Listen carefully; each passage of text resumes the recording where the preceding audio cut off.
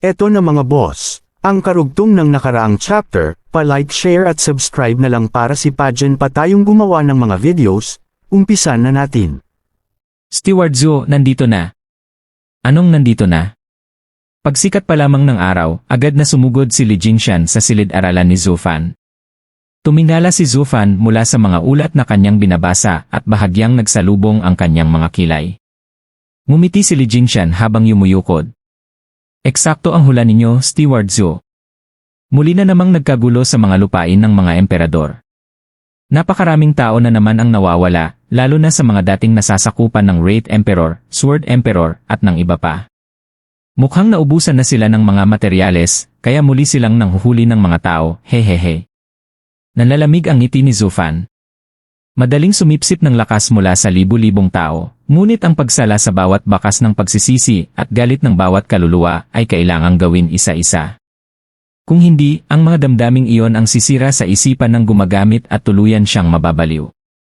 Hindi iyon ginawa ni Zhao Chen, at ganoon din ang Enchanting Empress. Hahaha. Lampas na sila sa puntong maaari pang bumalik. Akala ba nila ganoon lang kadaling maabot ang sukdulan ng demonyong landas? Tumawa si Li Jingshan habang tumatango. Noong una, napakaingat pa nila. Nilinis nila ang lahat ng bakas ng kanilang mga pagdukot. Pero ngayon, lantaran na silang pumapatay at naglilinang. Tuluyan na silang nawalan ng katinuan. Hindi na nga sila nag-isip, hahahan. Ano ang kalagayan ng mga tao roon? Takot na takot. Dahil sa biglaang paglitaw ng mga baliw na yon, nagkagulo ang buong lugar. Nagkanya-kanya na ng pagtakas ang mga tao. Nagliwanag ang mga mata ni Zhu Fan. Panahon na para kumilos ang Luo Clan. Tumayo siya. Elderly, tipunin mo sina Old Dan at ang lahat ng pinakamalalakas nating eksperto. Hahatiin natin ang ating mga puwersa at tuluyan ng aalisin ang natitirang 4 na emperador. Kapag natapos ito, ang buong Sacred Domain ay alinggaw sa pangalan ng Luo Clan. Mas lalong sumigla si Li Jingshan. Sa wakas, ito na ang hinihintay natin. Hindi nagtagal, nahati sa iba't ibang grupo ang pinakamalalakas na eksperto ng Luo Clan upang isagawa ang kani-kanilang misyon laban sa 4 na natitirang emperador. Bagamat mga saint na ang 4 na emperador, ang mga dating Sword King ng Luo Clan ay hindi rin pangkaraniwang peak emperor lamang. Lubos ang tiwala ni Zhu Fan sa kanilang kakayahan. Samantala, sa isang marangyang pavilion, komportableng nakahiga sa kanilang mga upuan ang 3 disipulo ng Sacred Mountains habang ninanamnam ang banayad na sikat ng araw. Ang malamig na simoy ng hangin ay lalo pang nagpaparelax sa kanila. Humalakhak si Xu Tianchuan. Napakadali pala maging isa sa 8 emperors. Para lang tayong nagbabakasyon, hahaha. Tumawa rin si Kuk Xiangfeng. Tama. Ipagawa mo lang ang lahat sa iba. Bakit pa tayo magpapakapagod? Noong kakarating lang natin rito, todo trabaho tayo pero reklamo lang ang nakuha natin. At higit pa rito, dagdag ni Wu Qianqiu, wala nang nangungulit tungkol sa cultivation. Malaya tayong gawin ang gusto natin. Sigurado akong maiinggit ang lahat ng nasa Sacred Mountains kapag nalaman nilang ganito kasarap ang buhay natin. Sabay-sabay silang nagtawanan. Biglang naupo ng tuwid si Xu Tianchuan. Pero aminin ko, talagang kahanga-hanga si Zhu Fan. Ginawa na natin ang lahat para ayusin ang mga problema pero wala tayong napala. Siya naman parang wala lang. Kaya pala pinagkatiwalaan siya ng Demonic Emperor sa pamamahala ng kanyang lupain. Dahil sa kanya, wala na tayong kailangang alalahanin. Tumango si Kuk Xiangfeng. Kahit mababa ang cultivation niya, napapasunod niya ang napakaraming eksperto. Tunay ngang kakaibang talento. At habang siya ang namamahala, dagdag ni Wu Qianqiu, parang walang katapusang bakasyon ang buhay natin. Muli silang nagtawanan. Ngunit biglang dumagundong ang isang galit na sigaw. Mga walang kwentang bata. Pinadala ba kayo rito ng Sacred Mountains para magbakasyon? Wala kayong silbi. Natigilan ang 3. Agad silang tumayo at yumukod. Pagbati, Mountain Lord ng 6th Sacred Mountain. Ano po ang maipaglilingkod namin? May lakas pa kayong magtanong. Hindi ba ninyo alam kung gaano kalaki ang gulong ginawa niyo? Nagkatinginan ang 3. Naglakas loob si Xu Tianchuan. Mountain Lord, hindi po namin naintindihan ang ibig ninyong sabihin. Ginawa namin ang aming tungkulin ng buong makakaya. Dahil sa gabay ng Sacred Mountains, mapayapa at maunlad ang mga lupain. Hindi namin inaangkin ang anumang papuri. Kung may pagkakamali man kami, hindi po namin alam yon. Napangisi si Hihaodong. Talaga? Kung ganoon, dapat ba kayong gantimpalaan? Nagkibit balikat ang tatlo habang nakangiti. Hindi po eh. Biglang nanigas ang mukha ni Hihaodong. Kung ganoon, sabihin niyo sa akin kayo ba talaga ang nagpatahimik sa mga lupain? O wala kayong ginawa ni Katiting? Namutla ang tatlo. Mountain Lord eh. Patuloy si Xu Tianchuan. Hindi nga kami ang gumawa ng lahat, pero kami ang nakahanap ng tamang taong tutulong. Hindi ba ganoon din ang itinuro ng aming mga guro, ang kilalanin ang mga taong may talento? Matalim ang titig ni Hihaodong. Talento nga ang nahanap niyo. Napakahusay niyang ginamit kayo hanggang sa wala nang nakakakilala sa Sacred Mountains. Ang buong Sacred Domain ay Luo Clan at Zufan na lamang ang kinikilala.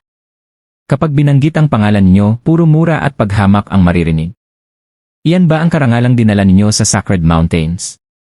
Parang binuhusan ng malamig na tubig ang tatlo. Pero impossible. Si Steward Zuo ang naghahanda ng lahat ng ulat namin sa Sacred Mountains nitong nakaraang taon. Paano mangyayaring walang nakakaalam na kami ang namumuno? Galit na galit si Hihaodong. Mga inutil. Ang mga ulat na iyon ay palabas lamang. Lumabas ba kayo kahit minsan para makita kung sino talaga ang pinupuri ng mga tao? Luo Clan. Zufan. Hindi man lang nila alam na mga puppet lang pala kayo. Tuluyan nang nagitngit ang tatlo. Lumakas ang hampas ni Xu Tianchuan sa mesa hanggang sa mabasag ito. Ang lintik na Zufan. Ginawa niya tayong mga tanga. Babalatan namin siya ng buhay. Tumayo silang tatlo at agad na aalis sana. Ngunit malamig na nagsalita si Hihaodong. Sasama ako. Kaya nga ako narito. Hindi na kayo mapagkakatiwalaan matapos ninyong ipahiya ang Sacred Mountains. Sisiguraduhin kong hindi na ninyo lalo pang sisirain ang sitwasyon. Pagkasabi nito, mabilis siyang lumipad palayo. Nagnitngit ang tatlo. Zufan, nilaro mo kami sa palad mo. Sinira mo ang aming pangalan. Hindi ka namin patatawarin. Ikaw at ang Luo Clan. Pumutok ang kanilang aura sa tindi ng galit. Sa isang madilim na kabubatan, ang buong lupa ay natatakpan ng abo at mga piraso ng damit. Lumitaw sina Zufan at Swordchild. Dad, sabi ni Swordchild, katulad ng 4 na naunang lungsod, dito rin siya nag-cultivate. Sa mga lungsod may natira pang mga guho, pero rito wala kahit ano. Ibig sabihin dito niya dinadala ang lahat ng nahuhuli niya. Napangisi si Zufan bago sumigaw. Sword Emperor! Tumigil ka na sa pagtatago. Alam naming narito ka. Ang dating pinuno ng 8 Emperors na ginawang abo maging ang sarili niyang mga tauhan at pumatay ng napakaraming inosente, wala ka na bang lakas ng loob na humarap? Tumahimik ka! Kasabay ng isang nakakabinging sigaw, nanginig ang buong kalangitan. Isang matandang lalaki na gusot ang buhok ang dahan-dahang lumutang sa himpapawid. Napapalibutan siya ng makapal na itim na demonic energy, at ang kanyang anyo ay mistulang isang tunay na halimaw. Ang Sword Emperor sa wakas ay nagpakita. Dahan-dahang bumaba ang Sword Emperor, habang sumasayaw sa hangin ang maputi niyang buhok. Litaw ang payat at halos buto niyang mukha, at ang maitim na enerhiyang bumabalot sa kanya ay sapat upang magdulot ng matinding takot sa sinumang makakita. Wala na siyang bakas ng dating pinuno ng 8 emperador. Ang nasa harapan nila ngayon ay tila isang demonyong isinuka mismo ng impyerno. Naggitngit ang Sword Emperor na para bang hindi niya kilala si Zufan. Kalokohan! Ako ang pinuno ng 8 emperador, ang sukdulan ng matuwid na landas. Hindi ko kailanman papatayin ang sarili kong mga tauhan. Ang demonic emperor lamang at ang mga katulad niya ang gagawa ng ganoong karumal-dumal na bagay. Ako ay isang taong marangal at mapagkumbaba. Wala kang karapatang dumisan ang aking pangalan. Napatingin si Swordchild sa paligid. Tay, abo lang ang narito. Paano mo nasabing pinatay niya ang sarili niyang mga tauhan? Wala namang kahit isang buto na naiwan. Bahagyang umiti si Zufan. Sapat na ang hitsura niya para malaman ang katotohanan. Masyado na siyang nalunod sa Demon Transformation Art. Itinuro niya ang baliw na mga mata ng Sword Emperor. Ang 5 emperador ay nagtago kasama ang kanilang mga tauhan at sapat na materyales, iniisip na sandali lamang silang magsasanay bago bumalik. Ngunit walang hangganan ang kasakiman. Kapag sumobra ang paggamit ng Demon Transformation Art, nababaliw ang isip. Nang maubos ang kanilang mga materyales, hindi nila napigilan ang pagnanasa. Kaya ang sarili nilang mga tao ang kanilang ginawang pagkain ng kanilang sining. Ang itsura niya ngayon ang patunay na tuluyan na siyang nilamon ng kasakiman. Lumabas siya na parang mabangis na halimaw na walang ginawa kundi sumipsip ng buhay ng iba. Kaya sigurado akong ang lahat ng tauhan ng Sword Emperor ay naging abo sa sarili niyang mga kamay. Tingnan mo siya. Iniisip pa rin niyang siya ang ehemplo ng dangal at katuwiran. Sa sobrang pagkabaliw, hindi na niya makilala ang sarili niyang mga tauhan. Para sa kanya, materyales na lamang silang lahat. Tumango si Sword Child. Kaya pala hindi ka na niya nakilala, Great Steward Zhu. Napakunot no ang Sword Emperor. Steward Zhu. Sino iyon? Ngumiti si Zufan nang may pangungutya. Isa lamang akong hamak na tao noon. Hindi ako karapat-dapat sa iyong pansin. Ngunit may isang pangalan akong tiyak na hindi mo pa rin nalilimutan. Sandaling tumigil si Zufan bago nagsalita.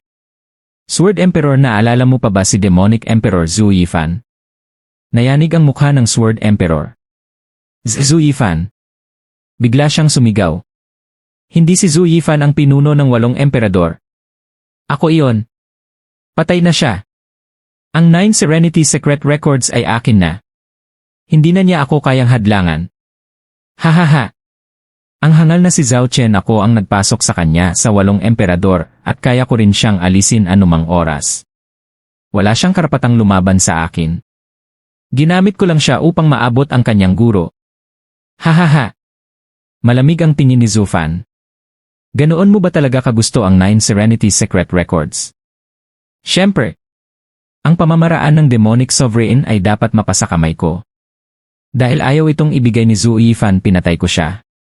Bahagyang umiti si Zufan. Binabati kita. Nasa iyo na ito ngayon. Talang-tala ang Sword Emperor. Talaga? Nasaan? Nasaan ang 9 Serenity Secret Records ko? Nasa puso mo. Hindi ba yun mismo ang iyong nililinang? Natigilan siya bago tumawa ng baliw. Hahaha. Tama. Ako nga ang nagsasanay nito. Ako na ang Demonic Sovereign. Walang makakapigil sa akin. Ang 7 sagradong bundok ay mga langgam lamang sa aking paanan. Tumango si Zufan. Tama. Ikaw ang pinakamakapangyarihan, ngunit may isang taong mas mataas pa rin sa'yo. Sino? Yan. Ako. Nagulat ang Sword Emperor. Sino ka? Tahimik na sumagot si Zufan. Demonic Emperor. Zhu Yifan. Napaatras ang Sword Emperor. Hindi. Patay na siya. Hindi siya maaaring buhay. Mali ka. Nakatayo siya mismo sa harapan mo. Hanggat buhay si Demonic Emperor Zhu Yifan, habang buhay kang pangalawa lamang, ay Changshan. Hindi. Ako ang Demonic Sovereign. Ako ang pinakamalakas. Umiling si Zufan. Mali ka.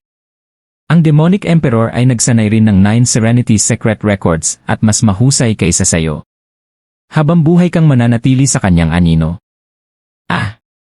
Sa matinding sigaw, sumugod ang Sword Emperor habang hawak ang isang itim na espada. Zhu Yifan. Mamatay ka. Kapag patay ka na, ako na ang magiging pinuno ng 8 emperador. Ako ang magiging pinakamalakas sa buong mundo. Klang! Sa isang banggaan ay tumilapon siya paatras ng ilang hakbang. Doon lamang niya napansin ang 8 taong gulang na batang nakatayo sa tabi ni Zufan. Ngumisi si Sword Child. Kung gusto mong lapitan ang tatay ko, kailangan mo munang lampasan ako. Sino ka? Tahimik na sagot ni Zufan. Siya ang tunay na Sword Emperor. Nayanig ang Sword Emperor. Ano? Kung siya ang Sword Emperor, sino ako? Kung ano man ang gusto mong tawagin sa sarili mo.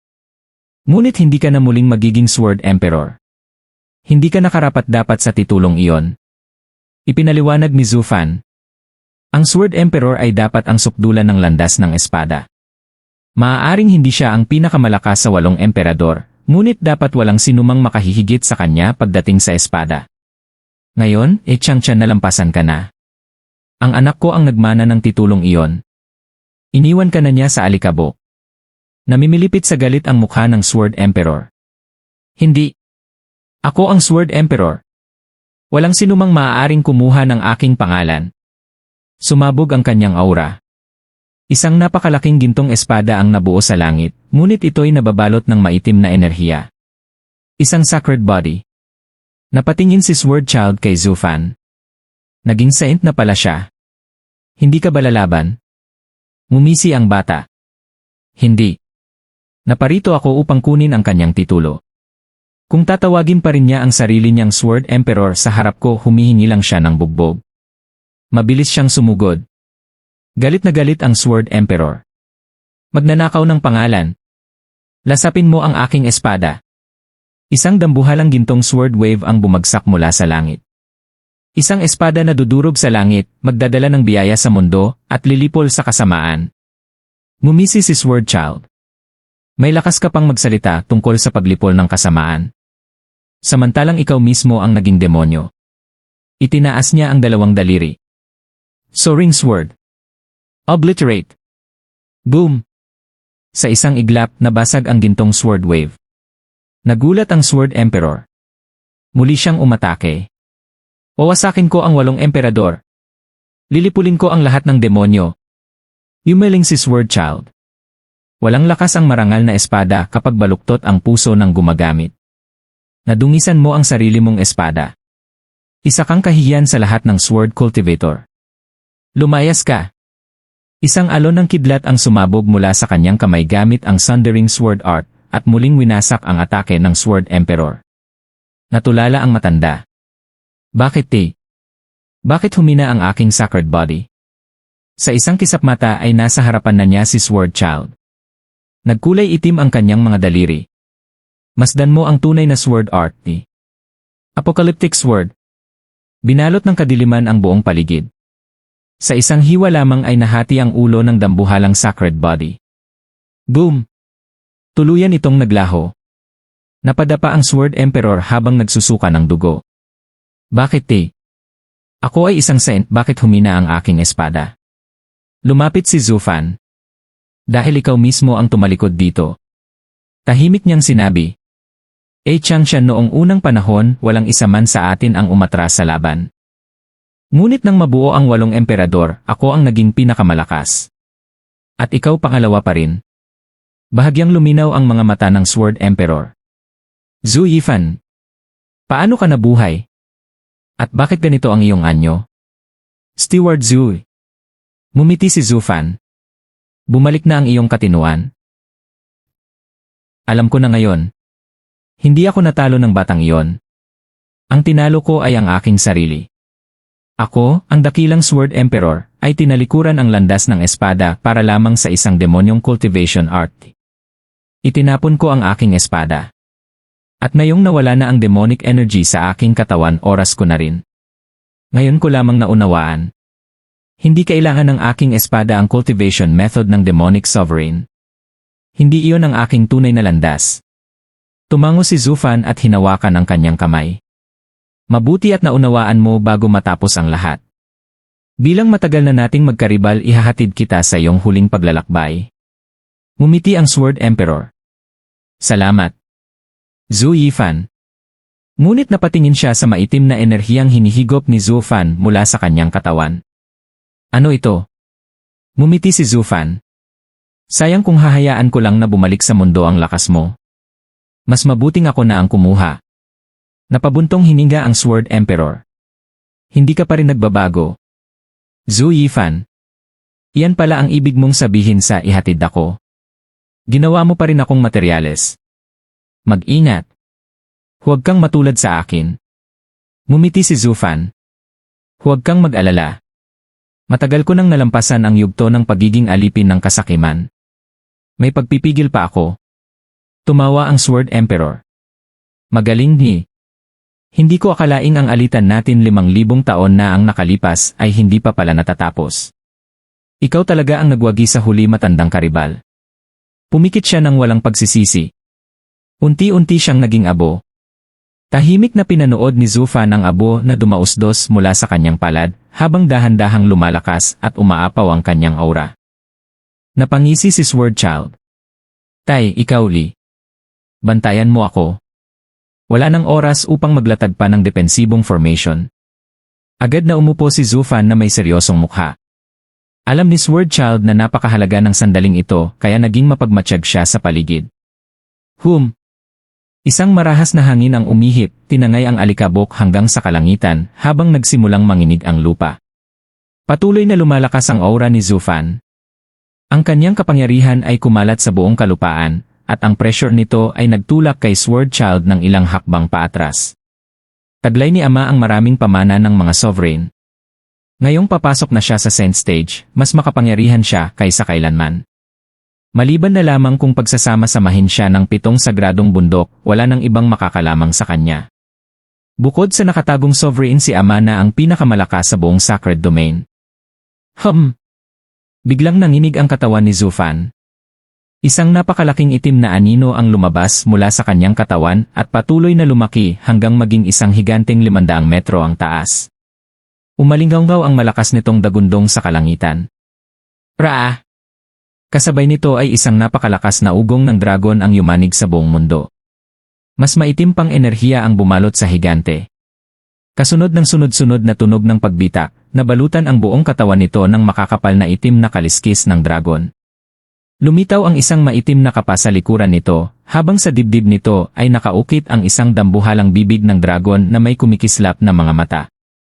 Ang dagundong nito ay tila yumanig maging ang kaluluwa ni Swordchild. Napahawak siya sa kanyang mga tainga habang nanginginig ang kanyang espiritu. Napabuntong hininga siya sa paghanga. Ito ang sacred body ni Ama. Napakalakas. Hindi pa siya kailanman nakaramdam ng ganoong kalakas na pag-atake sa kaluluwa. Kahit ang mga Dragon Saint ay hindi maihahambing. Huminga ng malalim si Zufan bago lumipad patungo sa noo ng higante at tuluyang sumanib dito. Nagliwanag ang dalawang mata ng dambuhalang anino. Ang isa ay ang Divine Eye of the Void, at ang isa naman ang Apocalyptic Thunderflame Eye. Mistula siyang isang Diyos ng mga demonyo na handang wakasan ang buong mundo. Napaatras si Swordchild sa pagkabigla. Malakas na sigaw ni Zufan. Halika aking espada. Opo. Agad na lumipad si Swordchild patungo kay Zufan at nagbagong anyo bilang isang sovereign weapon. Pak! Mahigpit itong hinawakan ni Zufan. Kasabay ng kanyang paghampas ng espada, ginaya rin siya ng dambuhalang sacred body. Isang napakalaking itim na espada na may habang halos 200 metro ang nabuo sa kamay nito, na naglalagablab sa maitim na apoy. Ito ang tunay na anyo ng sacred body ni Zufan. Ang pinakamataas niyang porma. Kasama ang apocalyptic sword sa kanyang kamay, narating niya ang kanyang sukdulang lakas. Samantala, sa pangunahing lungsod ng Luo Clan, masayang nagkukwentuhan sina Luo Yunchang, Chu Qingcheng, at ang iba pang kababaihan tungkol kay Zufan. Alinsunod sa hiling ni Zufan, hindi nila ibinunyag ang nakaraan nilang dalawa. Sa halip, pinag-usapan lamang nila ang kanyang ugali, pagiging matigas ang ulo, at ang kanyang nakakainis na mga gawi. Paminsan-minsan ay nagtatawanan sila habang nagrereklamo tungkol sa kanya. Ngunit isa ang hindi nagbabago. Labis nila siyang hinahangaan. Nagtatakang nagtanong si Chu Qingcheng. Miss Lo, gusto ba ninyong lahat si Zufan? Nagkatinginan ang mga babae bago tahimik na umiling. Lalong nagtaka si Chu Qingcheng. Kung ganoon, bakit ako lang ang nililigawan niya? Mas magaganda naman kayong lahat kaysa sa akin. At mas gusto rin niyo siya. Kaya bakit ako? Napangiti si Luo Yunchang. Huwag mo nang isipin ng sobra, Sister Qingcheng. Ang mahalaga ay ikaw ang mahal niya. At gusto rin naming maging masaya siya. Biglang nag-alala si Chu Qingcheng. Ginagamit lang ba niya ako? Napatawa si Luo Yunchang. Paano mo naman naisip yan? Napayuko si Chu Qingcheng. Nakita ko ang mga token ng 8 emperador sa kanyang silid. Nang mamatay ang aking guro, sinunog niya agad ang token nito.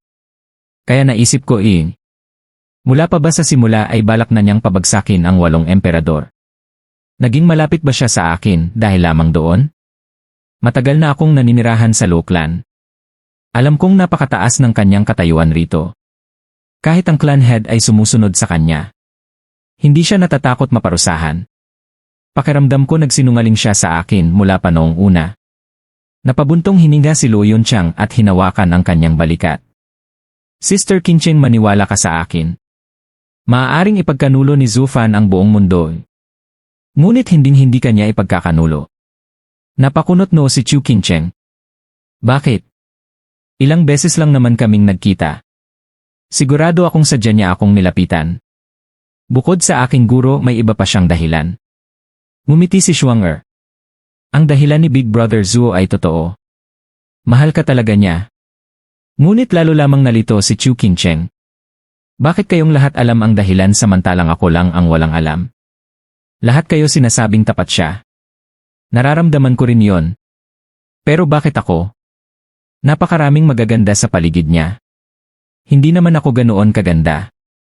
Napailing si Luo Yunqiang. Napakakulit mo talaga.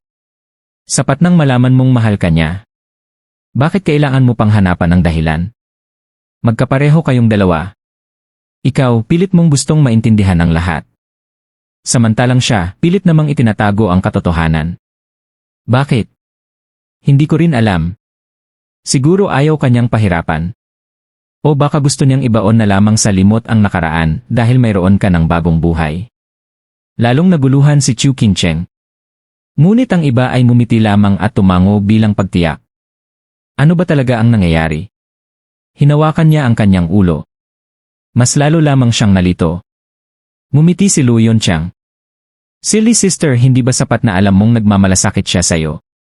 Bakit mo pa kailangang isipin ng husto? Tahimik na tumango si Chu Qingqiang. Biglang, Luo Clan! Lumabas kayo ngayon din. Ang malakas na sigaw ay yumanig sa buong kalangitan. Nanginig ang buong Luo Clan habang nalalaglag ang mga tile ng mga bubong. Nagkatinginan ang mga babae. Seryosong nagsalita si Luo Yunqiang. Ipinadala ni Zufan ang lahat ng pinakamalalakas nating eksperto upang tugisin ang mga baliw na emperador. Halos wala nang natitirang makapagtatanggol sa ating tahanan. At ngayon pa may dumating na kalaban. Sister Yunqiang, tingnan muna natin ang sitwasyon, mungkahi ni Yunshuang. Tumango si Luo Yunqiang. Sabay-sabay silang nagtungo sa tarangkahan ng Luo Clan. Naroon na si Luo Yunhai kasama ang ilang natitirang emperador ng angkan. Sa himpapawid ay may 4 na taong nakatayo. Sa unahan nila ay isang nasa katanghaliang gulang na lalaki. Ang Mountain Lord ng ika-6 na sagradong bundok. Magalang na yumuko si Luo Yunhai. Senior, maaari ko bang malaman ang inyong pangalan? Ako ang clan head, si Luo Yunhai. Ano po ba ang nagawa naming pagkakasala? Ngumisi si Hihaodong. Ngunit si Xu Tianchuan ang nagsalita. Nasaan si Zufan? Sabihin mong lumabas siya ngayon din. Magalang na sumagot si Luo Yunhai. Si Steward Zuo ay abala pa sa mga lupain ng mga emperador. Nagpunta siya roon upang ayusin ang ilang problema. Marahil ay kailangan niyong maghintay ng ilang buwan bago siya makabalik. Biglang sumigaw si Xu Tianchuan. May kaguluhan sa Emperor Lands. Bakit wala akong alam tungkol doon? Napakalakas ng loob ni Zufan. Kumikilos siya nang hindi man lang ipinapaalam sa aming tatlo ang nangyayari. Balak niyang agawin ang aming kapangyarihan. Isinuko ko sa kanya ang napakahalagang posisyon at niloko niya lang pala ako. Nagpatuloy siya sa galit. Mahinahong nagsalita si Luo Yunhai. Sir! Agad siyang pinutol ni Xu Tianchuan. Kami ang tunay na namumuno sa Emperor Lands. Kami ang 3 kinatawan ng Sacred Mountains sa 8 emperador. Pagkatapos ay itinuro niya si Hihaodong. Ito ang Mountain Lord ng ika-6 na sagradong bundok.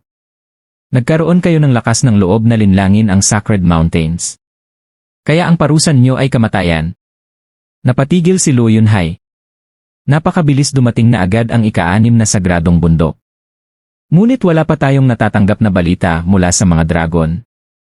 Malamig na sinabi ni Hihaodong. Tigilan na ang pag-aaksaya ng oras. Patayin niyo silang lahat. Kailangang maibalik ang dangal ng Sacred Mountains. At kapag bumalik si Zufan siya rin ang patayin. Ipaalam sa buong Emperor Lands na ang Sacred Mountains ang tunay na namamahala. At ang Luo Clan ay mga taksil na sinupil at pinatay. Opo. Napangisi ang 3 disipulo. Unti-unti silang bumaling sa Luo clan, habang kumikislap ang kanilang mga mata sa matinding pagnanais na pumatay. Nanginig ang mukha ni Luo Yunhai habang lumulubog ang kanyang puso sa paglingon sa mga tao sa likuran niya. Karaniwang antas lamang ng mga emperor ang kanilang mga tauhan, kaya imposibleng makalaban sa 3 peak emperor na ipinadala ng Sacred Mountains. At higit sa lahat, naroon pa ang Mountain Lord, isang peak saint. Dahil wala si Steward Zuo at ang iba pang tunay na eksperto, wala silang pag-asang makatakas, lalo ng manalo. Tahimik na tinanggap ni Luo Yunhai ang mapait na kapalaran. Samantala, mumisi ng may kasamaan si Naksu Tianchuan at ang kanyang 2 kasama. Lalong lumakas ang kanilang nakamamatay na aura, handang durugin ang buong Luo clan. Sandali! Isang banayad na tinig ang umalingaw-ngaw habang isang babae ang mabilis na humarang sa kanila, dahilan upang mapigil ang kanilang pag-atake. Ngumisi si Xu Tianchuan. Ano? Ikaw ba ang gustong maging unang mamamatay? Humph! Kapag pinatay niyo ako, tapos kayo. Oh! Matapang ka rin pala. Kami ay mga alagad ng Sacred Mountains, tapos iniisip mong may makakapigil sa amin. Siyempre. Sino namang hangal ang may lakas ng loob? Tingnan mo sa harap mo. Diretsong itinuro ng dalaga si Hihaodong. Napahinto ang 3. Bahagyang nagtaka si Hihaodong. Dalaga, kilala mo ba ako? Hindi. Kung ganoon, bakit kita poprotektahan? Dahil kailangan mo ako. Mas lalo siyang napatingin dito, litong-lito. Tumawa si Xu Tianchuan. Huwag mong masyadong isipin ang sarili mo. Akala mo ba ikaw ang pinakamagandang babae sa buong Sacred Domain? Humph! Alam niyo ba kung sino ako? Mariing tumitig ang dalaga kay Hihaodong. Mountain Lord He, kung ikaw talaga ang Panginoon ng ika-6 na Sacred Mountain, tiyak na alam mo kung sino ako. Ako si Chu Qingcheng, ang babaeng konektado sa anak mo at sa dati kong guro.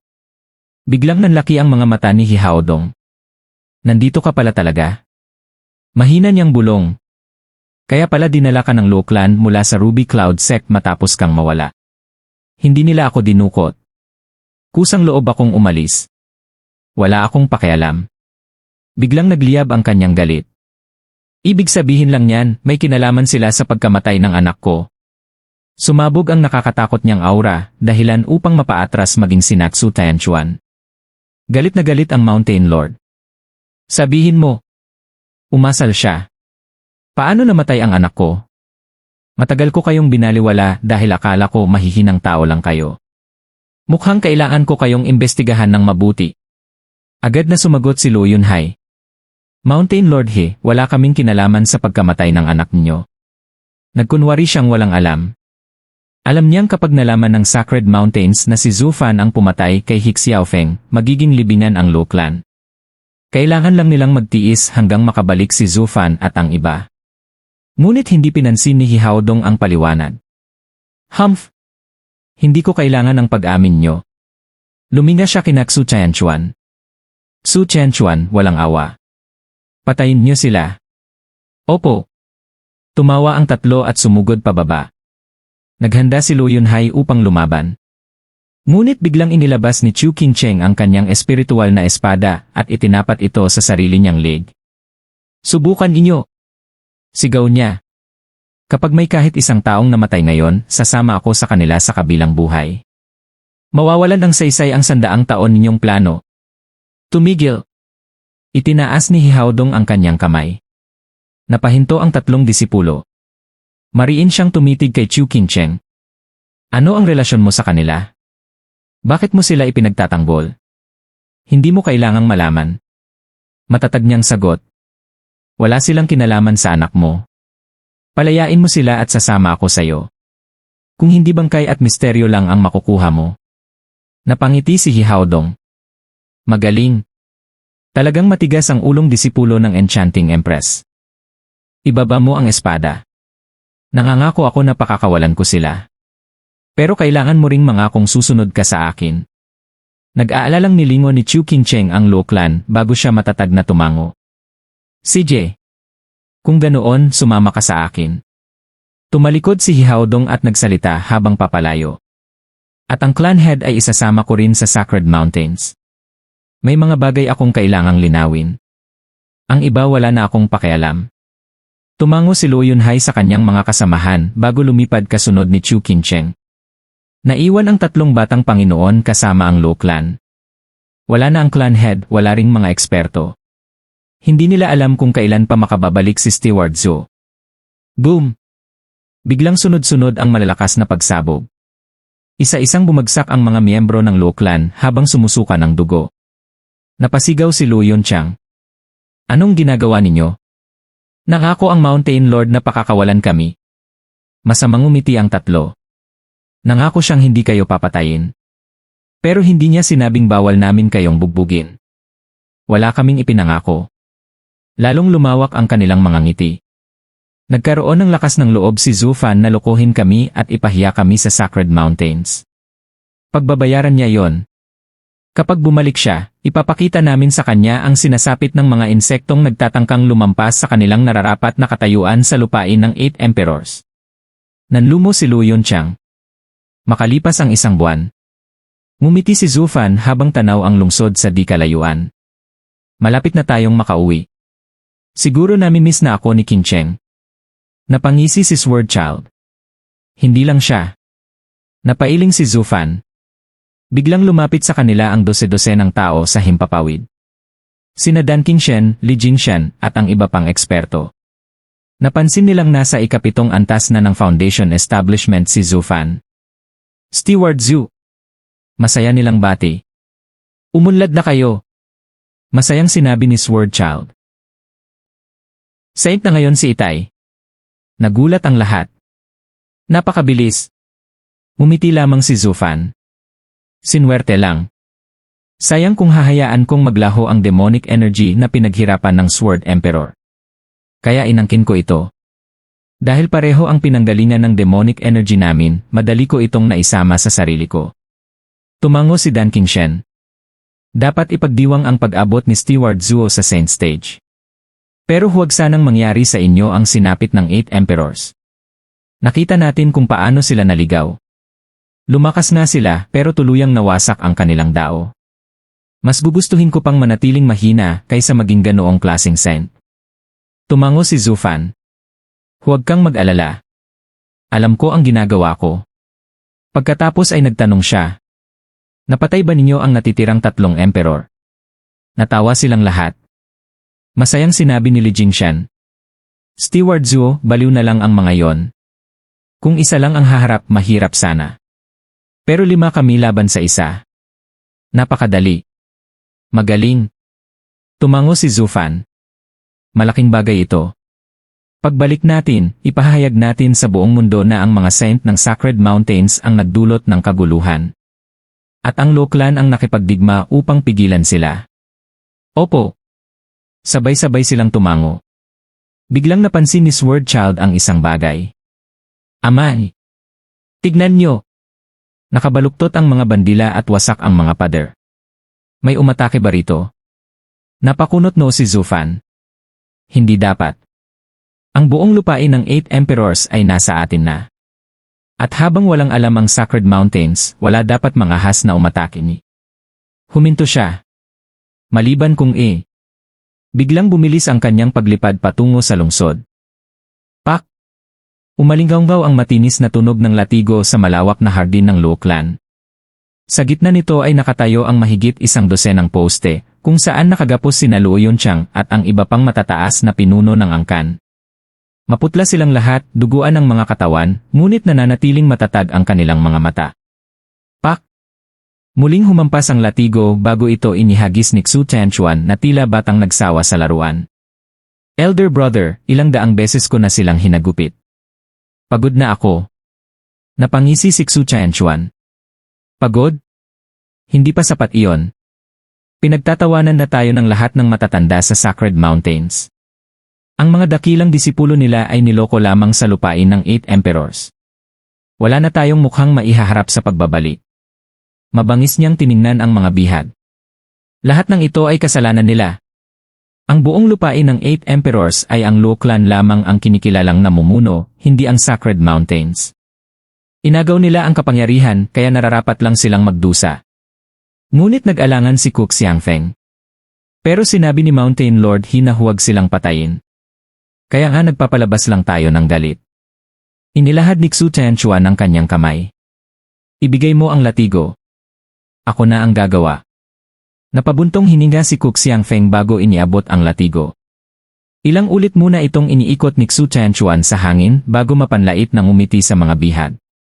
Lumapit siya sa isang batang babae. Ikaw. Iniangat niya ang latigo.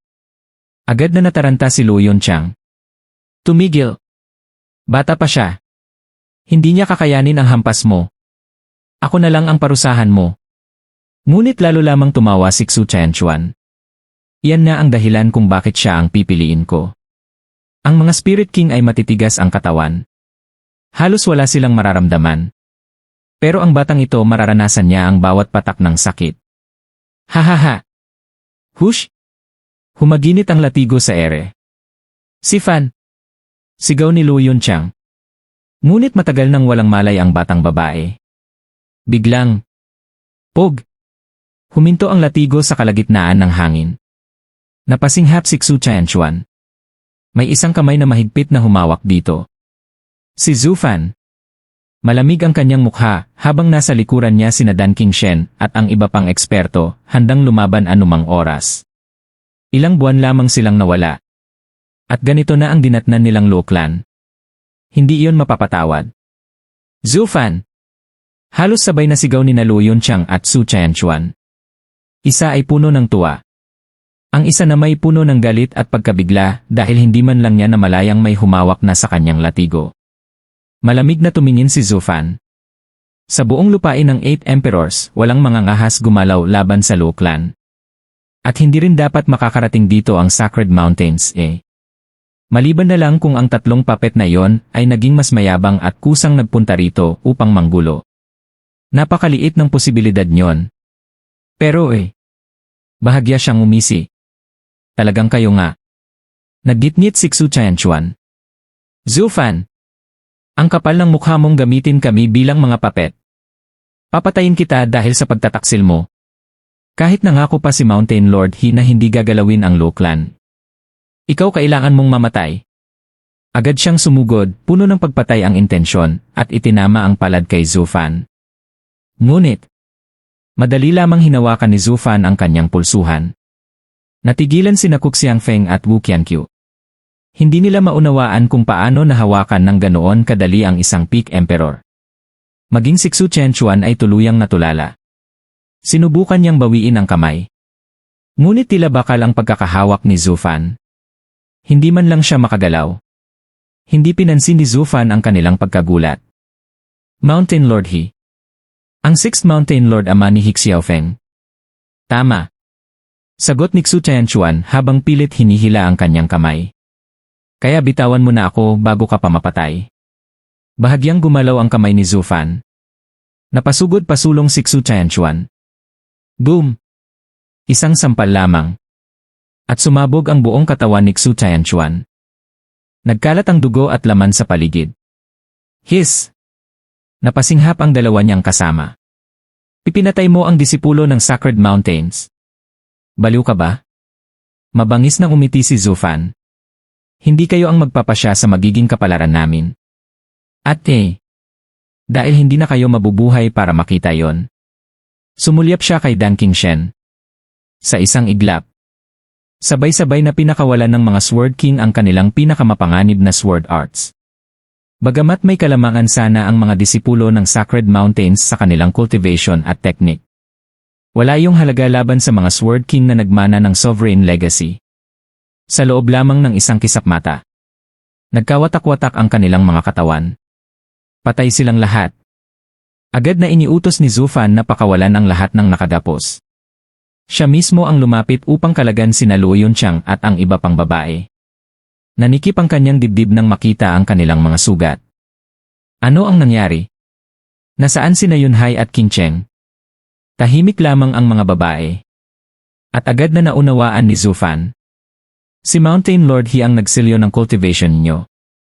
Walang paraan para mabihag kayo ng tatlong iyon nang sila lang. Nagpaliwanag si Shuang Er habang nakatingin ng masama kay Zhu Fan. Handa na sana akong lumaban.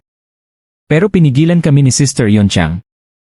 Ayaw niyang masira ang plano mo. Alam naming hindi nila kami papatayin. Kaya tiniis na lang namin. Napatingin si Zufan kay Luo Yonchang. Umiti lamang ito. Naisip ko lang ang plano mo. Wala kaming sapat na impormasyon. Kaya ang pinakamainam ay huwag gumawa ng anumang maaaring makasira rito. Nasa 6th Sacred Mountain na ngayon sina Qincheng at Yunhai. Kung lumaban kami noon, malalaman agad ng Sacred Mountains ang lahat. Kaya tiniis namin ang kaunting paghihirap para sa mas malaking layunin. Mas mabuting hintayin ka naming makabalik kaysa masayang ang lahat ng pinaghirapan. Napangiti si Zufan. Young Miss A. Hindi ka pa rin nagbabago. Ikaw pa rin ang gabay ng Luo Clan. Kahit wala si Yunhai, kaya mong pamunuan ang buong angkan. Kuminang ang mga mata ni Luo Yonchang habang tinitingnan ang mga bangkay. Kung ganoon, naging matagumpay na ba ang plano mo, Steward Zhu? Umiling si Zufan. Hindi pa.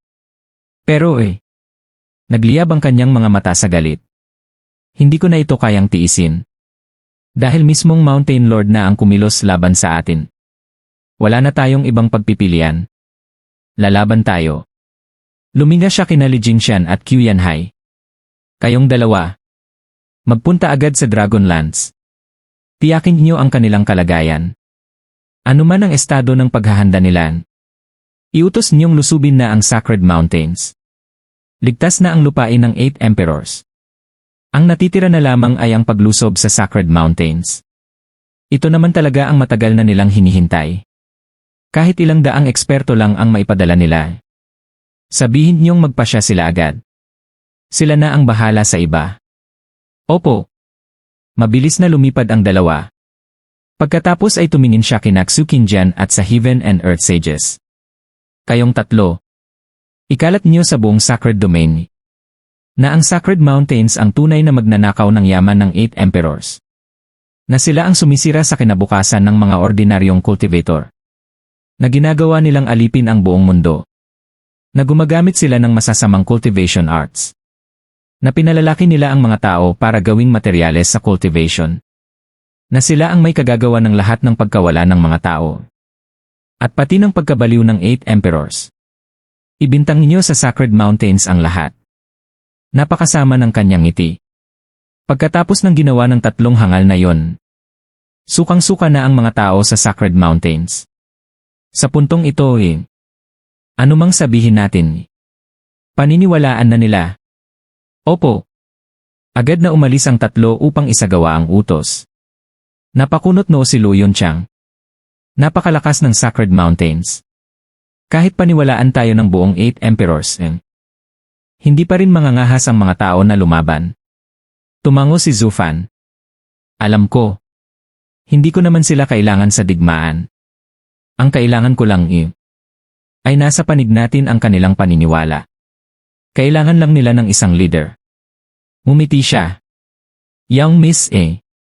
Ipahayag mo sa buong mundo na dinukot ni Mountain Lord si Luo Yunhai. At sabihin mong hihingi tayo ng hustisya. Magdeklara tayo ng digmaan. Nagulat si Luo Yonchang. Digmaan? Kapag ginawa natin yon, mag-umpisa na talaga ang laban. Hindi ba masyado pang maaga? Wala pang ang balita mula sa mga dragon. Bahagyang umiti si Zufan habang mahigpit na ikinuyom ang kanyang kamao. Huwag kang mag-alala. Ang pagdedeklara ng digmaan ay hindi nangangahulugang magsisimula agad ang labanan. Ipaparamdam ko muna sa buong Sacred Domain. At maging sa Sacred Mountains ang bigat ng ating deklarasyon. Upang matuto silang matakot.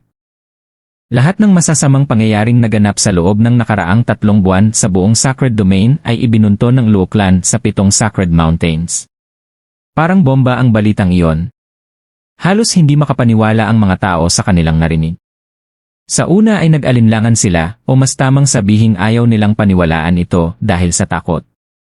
Sapagkat kung totoo ang lahat ng iyon, nangangahulugan itong ang tunay nilang kalaban ay ang makapangyarihang Sacred Mountains. Ang 8 Emperors ay pumatay ng napakaraming tao upang mapabilis ang kanilang kultibasyon. Samantala, ang mga alagad ng Sacred Mountains ay nagpataw ng malulupit na batas na lalo pang kumitil ng napakaraming inosenteng buhay. At ngayon, lumalabas na magkaugnay pala ang dalawang ito. Hangad ng mga tao ang paghihiganti para sa lahat ng nasawi, ngunit napakalakas ng kanilang kalaban. Ano ba ang magagawa ng isang munting praying mantis laban sa rumaragasang karwaheng pandigma? Dahil dito, pinili na lamang ng karamihan na isipin na isa lamang itong malaking pagkakamali. Pinaniwala nila ang kanilang sarili na hindi maaaring maging masama ang Sacred Mountains. Ngunit ngayon, tuluyan ng winasak ng Luo Clan ang ilusyon na iyon at hayagang nagdeklara ng digmaan laban sa Sacred Mountains. Para bang sinasabi nila, kung wala sa inyo ang may lakas ng loob na lumaban, kami na ang magiging handang ialay ang aming sarili.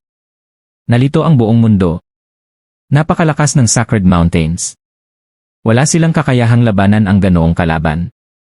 Isa lamang iyong tiyak na pagpapakamatay.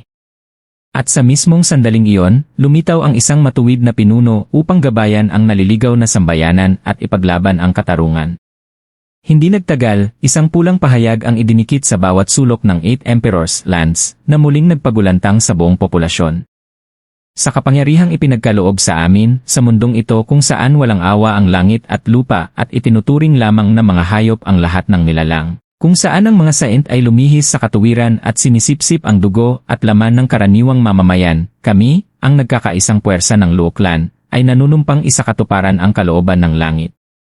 Makikipagkaisa kami sa lahat ng bayani sa bawat sulok ng mundo upang hamunin ang Sacred Mountains, parusahan ang kanilang kasamaan, wakasan ang pagdurusa ng mga tao, at ipatupad ang katarungan ng langit. Nabigla ang lahat ng nakabasa. Ang Luo Clan ay hahamunin ang Sacred Mountains. Agad na kumalat ang usapan. Paano mangyayari yon? Sino sa Sacred Domain ang kayang lumaban sa Sacred Mountains? Marangal ang Luo Clan, pero hahamunin nila ang tunay na naghahari sa mundong ito. Sayang naman. Nang mawala na ang 8 Emperors at pamunuan ng Luo Clan ang mga lupain, sa wakas ay nagkaroon tayo ng kapayapaan. Ngayon ay haharap sila sa tiyak na kamatayan. Para saan pa? Nagpapakamatay lamang ang Luo Clan. Babalik na naman sa kaguluhan ang buong lupain. Sa bawat sulok ay isa ang usapan. Halos lahat ay umiiling at naawa sa Luo Clan, iniisip na wala silang pag-asang magtagumpay at mas lalo lamang magdurusa ang buong Sacred Domain. Kung mawala ang Luo Clan, sino pa ang magbubuklod sa mga lupain? Iilan lamang ang tunay na naantig. Nagpasya silang sumapi sa Luo Clan at lumaban sa digmaan. Kahit tiyak ang kamatayan, mas pipiliin nilang mamatay habang lumalaban. Samantala, may ilan ding nagkubli sa dilim habang palihim na nakangisi. Hinihintay lamang nilang mapuksa ang Luo Clan upang sila naman ang umagaw sa kapangyarihan. Magkakaiba man ang opinyon ng mga tao, may sumusuporta, may tumututol, at may naaawa, iisa lamang ang kanilang paniniwala. Hindi kayang talunin ng Luo Clan ang Sacred Mountains. Para lamang silang isang munting insekto laban sa isang higante. Kitang-kita na ang magiging wakas. Ngunit di naglaon, isang pangyayaring yumanig sa buong mundo ang nagbago sa pananaw ng lahat. Sa ika-6 na Sacred Mountain, sa loob ng isang madilim na piitan, nakagapos si Luo Yunhai sa isang bakal na krus. Duguan ang kanyang buong katawan. Sa kanyang paanan ay namuo na ang malaking lawa ng dugo. Paminsan-minsang tinatanglawan ng nagliliyab na mga sulo ang kanyang maputlang mukha na nagpapakita kung gaano na siya kahina. Nakatayo sa kanyang harapan si Hihaodong. Malamig ang kanyang tingin at walang bahid ng awa. Dahan-dahan niyang pinunasan ang dugo sa namamagang mukha ni Luo Yunhai at nanlalamig na sinabi. Hindi ka pa rin magsasalita. Bibigyan kita ng huling pagkakataon. Sabihin mo ang totoo. Paano namatay ang anak ko? Sino ang pumatay sa kanya? Hindi ko alam di. Pak! Biglang dumapo ang malakas na sampal. Napaling ang ulo ni Luo Yunhai, ngunit tiniis niya ang sakit at hindi man lamang sumigaw. May bakal na nakabaon sa kanyang dibdib. Hinilayo ni Hihaodong ng bahagya, dahilan upang lalo pang bumulwak ang dugo. Ayaw mo pa ring magsalita. Hindi kita papatayin pero tandaan mo, may mga pagkakataong mas malala pa ang mabuhay kaysa mamatay. Galit na galit siyang sumigaw. Sabihin mo sa akin. Sino ang pumatay sa anak ko? Hindi ko alam di. Mariing ipinikit ni Luo Yunhai ang kanyang mga mata. Tuluyang nawala ng pagpipigil si Hihaodong. Kung ganoon, sabihin mo sa akin kung bakit nasa Luo Clan si Chu Qingcheng. Sinabi ko na sayo kusa siyang pumunta roon. Iyon lang ang alam ko. Kalokohan. Lalong tumaas ang boses ni Hihaodong. Wala siyang kakayahang makatakas sa Ruby Cloud Sect. May mga emperor na nagbabantay sa kanya araw at gabi. Sinabi na sa akin ng Enchanting Empress ang lahat, kaya huwag mo akong lokohin. Patuloy pa ring tumutulo ang dugo ni Luo Yunhai. Ngunit hindi nagbago ang kanyang sagot. Hindi ko alam. Dumating lang siya sa Luo Clan at sinabing umalis siya sa Ruby Cloud Sect at wala na siyang ibang malalapitan. Paano ko malalaman kung paano siya nakatakas? Siya ang tanungin mo. Akala mo ba hindi ko gustong gawin yon? Galit na sigaw ni Hihaodong. Hindi mo ba alam kung gaano siya kahalaga sa akin? Kapag pinilit ko siya, mawawala ang lahat ng pinaghirapan ko sa loob ng 100 taon. Huminga ng mabigat si Luo Yunhai. May pangungutya sa kanyang mga mata. Ito pala ang isang Mountain Lord ng Sacred Mountains, isa ka lang palang karaniwang siga sa lansangan. Dahil hindi mo kayang pilitin si Chu Qingcheng, sa akin mo ibinubunton ang galit mo. Pero wala talaga akong alam. Bam! Muli siyang sinuntok. Napaling ang kanyang ulo at tumalsik ang dugo kasama ang ilang ngipin. Hangal! Tigilan mo ang pagpapanggap. Matalim na iwinasiwas ni Hihaodong ang kanyang manggas at tumalikod. Sumusobra na ang kapal ng mukha ng mga tao sa 8 Emperor's Lands. Naglalakas loob na silang maliitin ang banal na Sacred Mountains. Panahon na para ipakita namin sa kanila kung ano ang tunay na takot. Isinara niya ang bakal na pinto ng piitan. Ngumiti ng bahagya si Luo Yunhai habang bumubuntong hininga. Tulad ng sinabi ni Kuya Zuo, hindi niya sasaktan si Ate Qingcheng. Mabuti na lang Unti-unti siyang nawalan ng malay. Paglabas ni Hihaodong, 2 tao ang agad na yumuko sa kanyang harapan. Mountain Lord, kumusta po ang dalaga? Nagdudulot ba siya ng problema? Malamig siyang sumagot. Wala naman. Ang gusto lang niya ay makita ang batang iyon. Mabuti. Siguraduhin niyong maayos ang pagtrato sa kanya kung nais nating makuha ang kailangan natin. Susundin po. Ayon sa sinaunang kasulatan, maibibigay lamang niya ang taglay niya kung kusa niyang nanaisin. Hindi iyon maaaring kunin sa pamamagitan ng pamimilit. Sisiguraduhin naming wala siyang pagsisisihan. Tumango si Hihaodong. Sa kanyang kamay ay hawak niya ang isang duguang piraso ng damit. May kakaibang ngiti sa kanyang mukha habang naglakad siya patungo sa isang elegante at tahimik na silid. Katok-katok.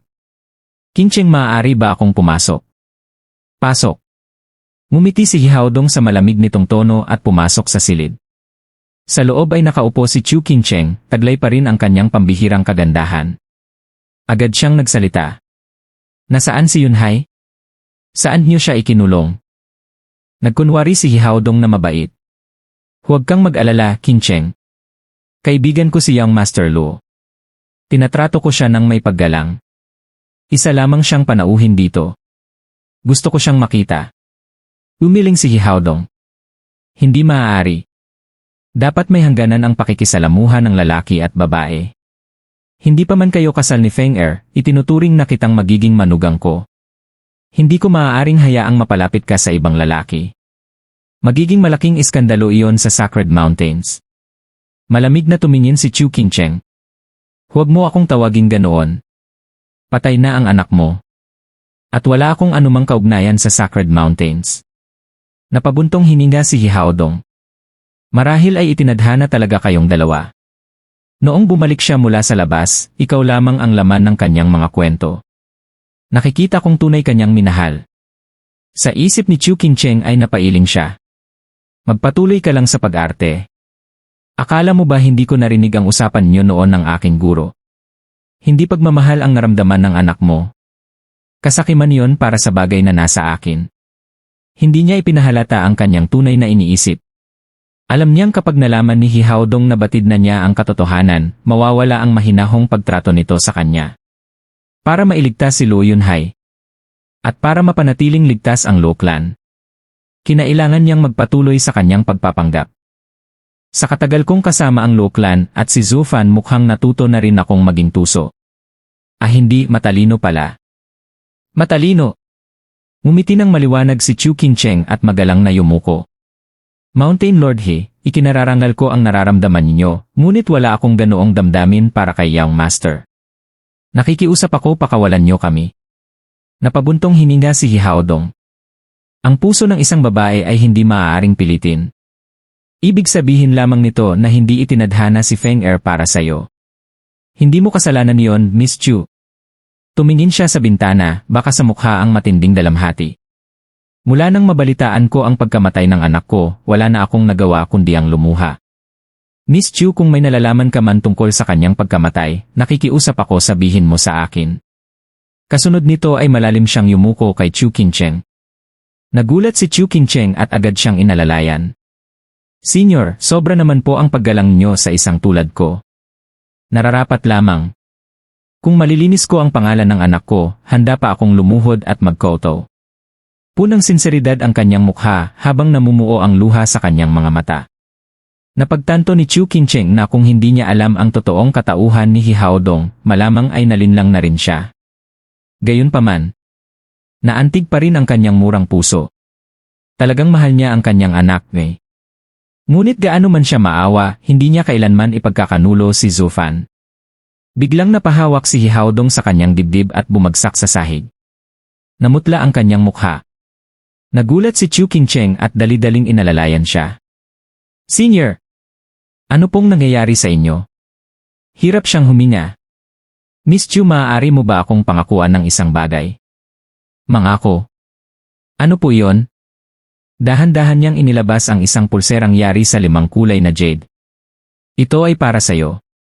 Nagulat si Chu Qingcheng. Ang pulserang ito ay gawa sa sinaunang jade mula sa Sea Base Forest. Iyon ang lugar na pinamumugaran ng 12 antas na Sea Beasts at 11 antas na Flying Spiritual Beasts. Kahit mga saint ay hindi basta-bastang pumupunta roon.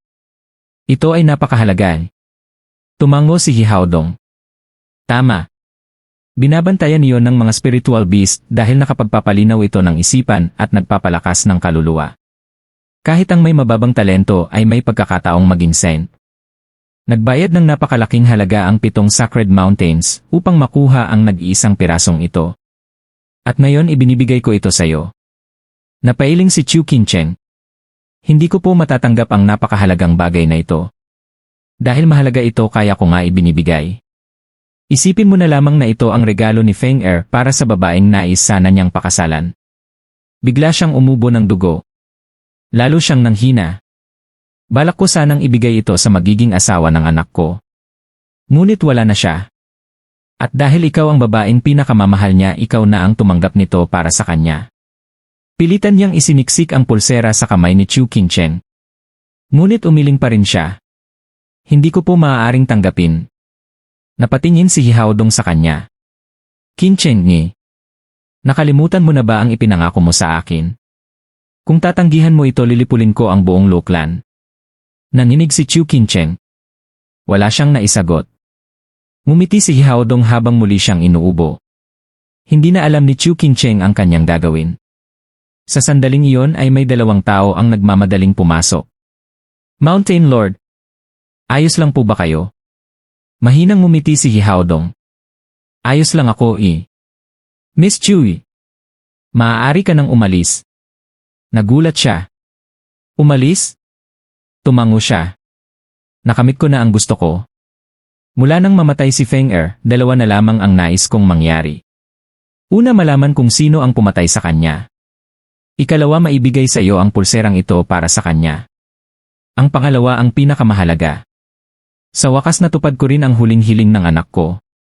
Nakapapanatag na ngayon ang aking puso.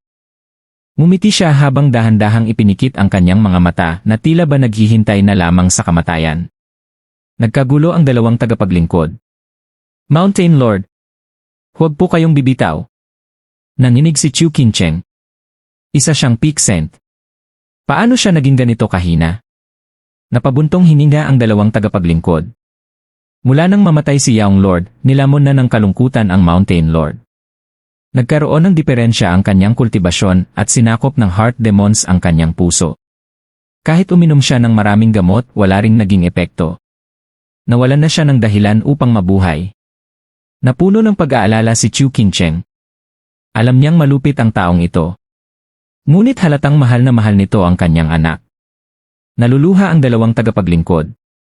Kapag namatay ang Mountain Lord magkakaroon ng kaguluhan sa ika-6 na Sacred Mountain.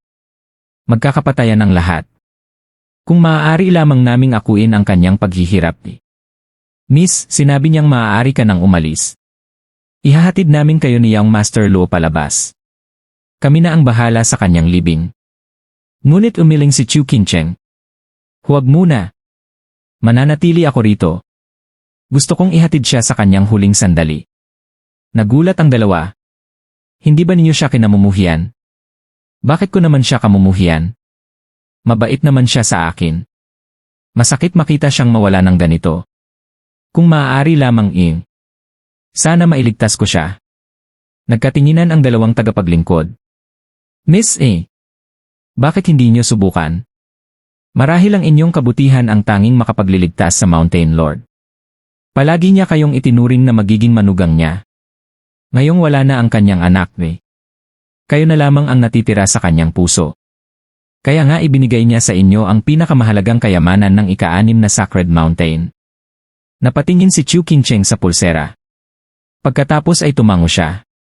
Hinawakan niya ang kamay ni Hihaodong at dahan-dahang ipinadaloy ang kanyang yuan qi. Senior kapit lang. Huwag muna kayong mamatay. Ngunit nanatiling walang malay si Hihaodong. Patuloy siyang hinihikayat ng dalawang tagapaglingkod. Miss Chu, kaya ninyo iyan. Pagalingin niyo ang kanyang puso. Kapag gumaling iyon, siguradong magigising siya.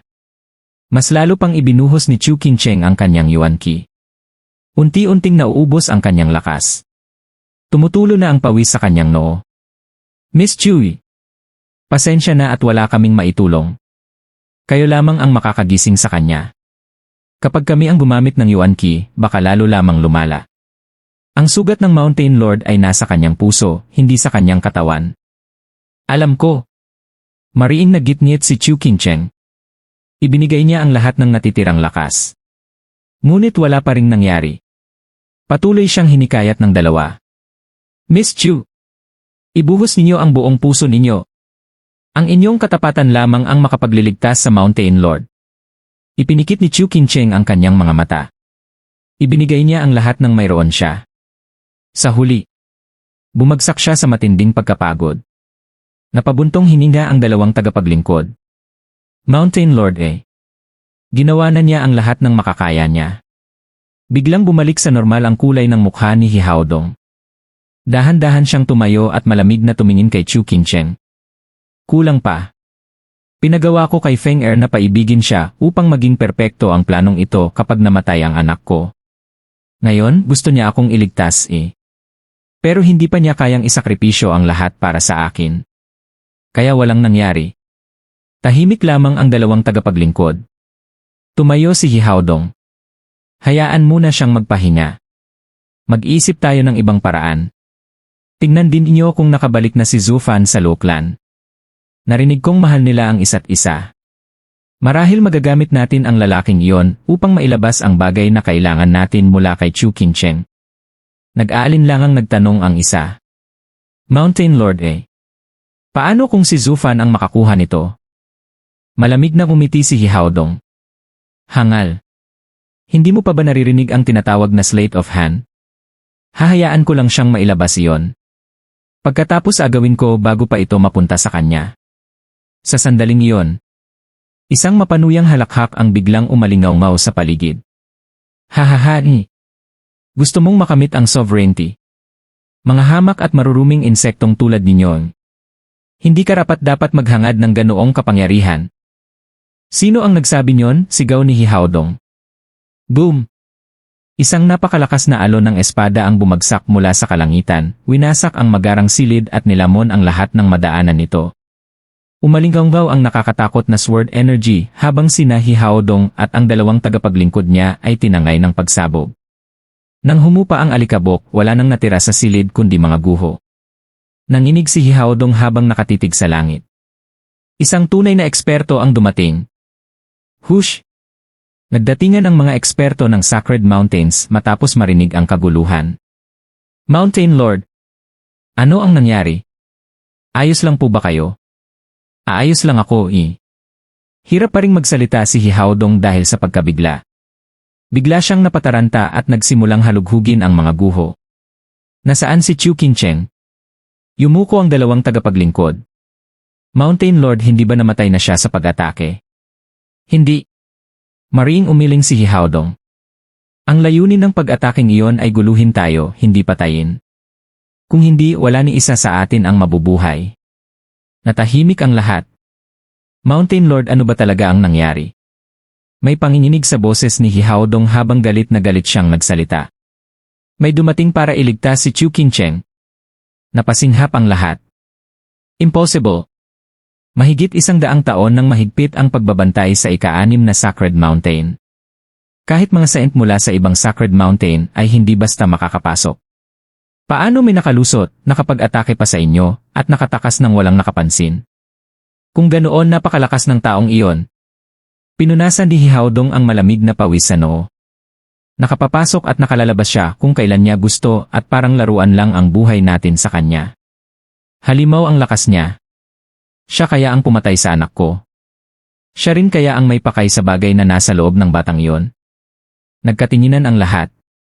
Mountain Lord, kung ganoon, paano na ang paghihiganti para sa Young Lord? Higanti. Mapait na umiling si Hihaodong. Mas malaking problema ngayon kung paano natin mababawi ang bagay na yon kung nasa kamay na ito ng isang misteryosong eksperto. Kailan pa nagkaroon ng ganitong klaseng halimaw sa Sacred Domain? Napabuntong hininga siya habang ang iba ay nalugmok sa pag-aalala. Mahigit 100 taon nilang pinagplanuhan si Chu Qincheng, ngunit sa huli ay may ibang kumuha sa kanya. Nasayang ang lahat ng kanilang pinaghirapan. Sa lihim na piitan, nakapako pa rin si Luo Yunhai sa malaking krus, halos wala ng hininga. Bang! Sinipa ang makapal na bakal na pinto. Big Brother Zhu! Dumating ka rin! Masayang sigaw ni Luo Yunhai. Hey! Narito kami para iligtas ka. Lumapit sina Zufan at Sword Child. Isa-isang hinugot ni Zufan ang mga bakal na nakabaon sa katawan ni Luo Yunhai bago siya pinainom ng healing pill. Nasaan si Qincheng? Umiling si Luo Yunhai. Hindi ko alam. Mula nang dalhin nila ako rito, nakakulong na ako. Pero sa tingin ko, hindi nila siya sasaktan. Alam kong may pakay sila kay Qincheng kaya hindi nila siya gagalawin. Tinapik ni Zufan ang balikat niya habang nag-aapoy ang mga mata sa galit. Marami kang tiniis, kapatid.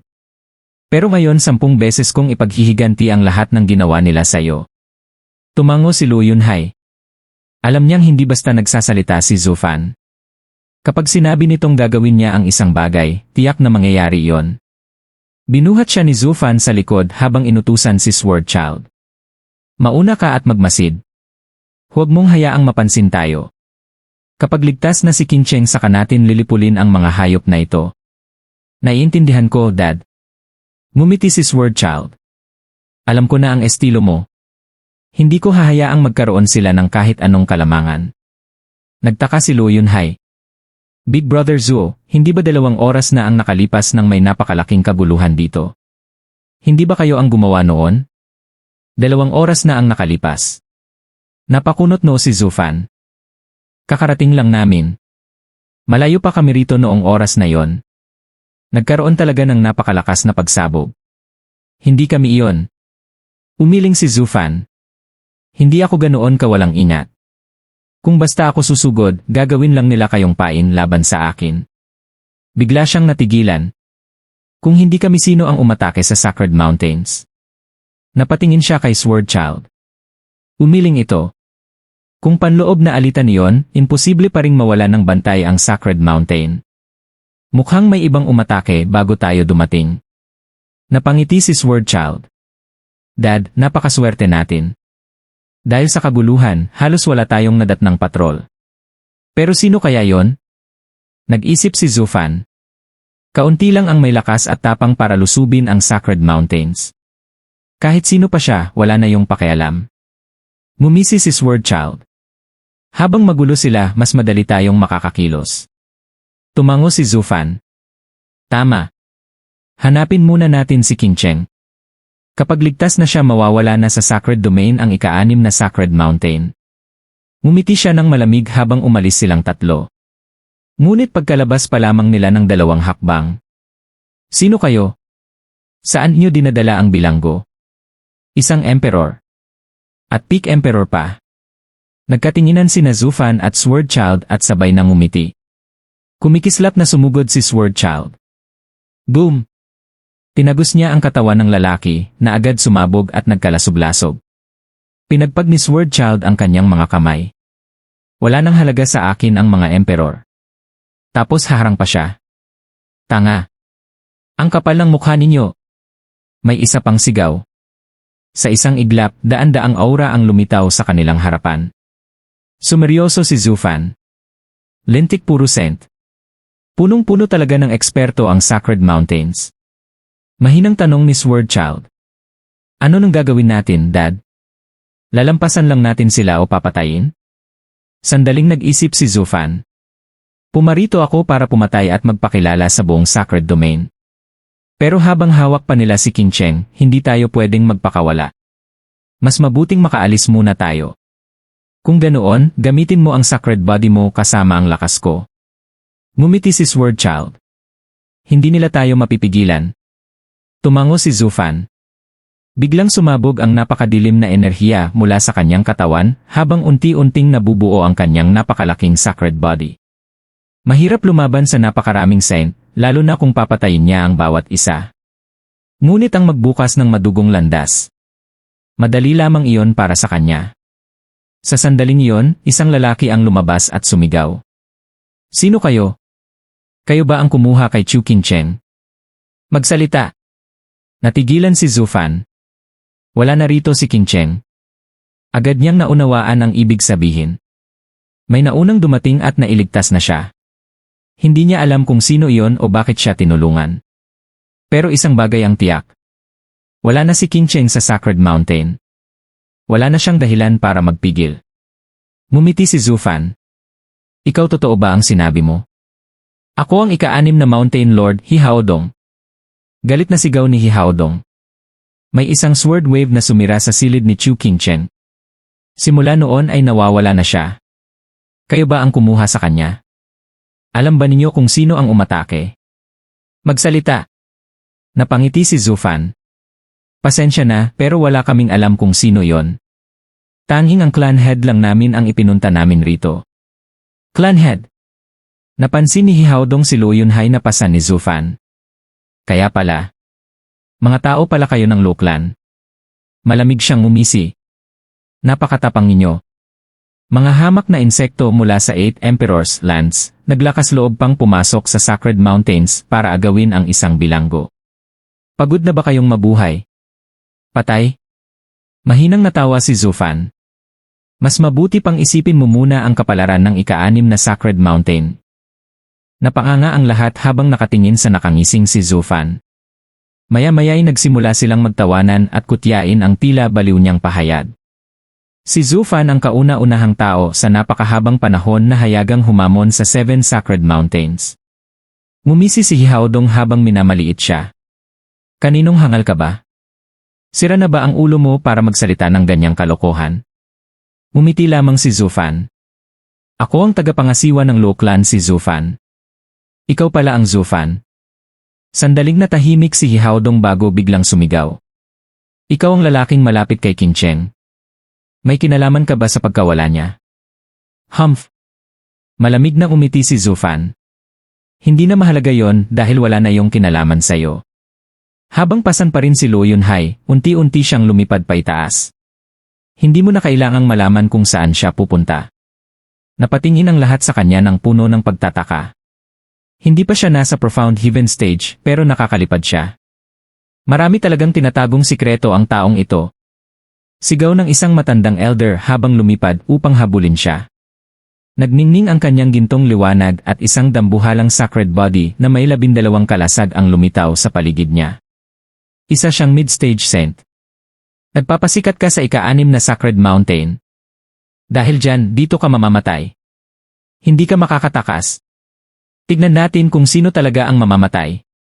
Humph kung iyan ang gusto mo. Bahagyang umiti si Zufan. Sa isang iglap, bumalot ang napakadilim na enerhiya sa buong kalangitan.